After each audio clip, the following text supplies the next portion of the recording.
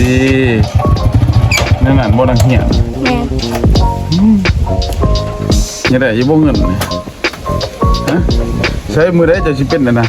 พิธีกรฮะมื้อน่ะมือได้จะสิเป็นพิธีกรจะไปได้บ่เงินมา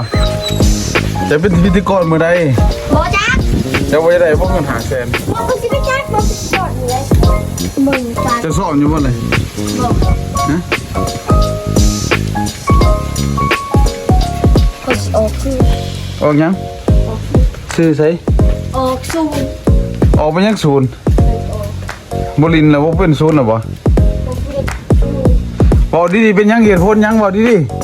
ๆมาพี่มาบอกดีๆเหตุผลยังบอกเบิ่งอีนี่เหตุผลยังจังจะออกว่ามา เจ้าวิทย์ บอกมา จะสิเอาลูกอยู่ เขาบอกเอาลงเขาบอกลง โอ้นะเสือจะเอาให้ บอกมา มาเอาลูกอยู่ เหตุผลยังเขาเป็นยังเอาขอสิปิด YouTube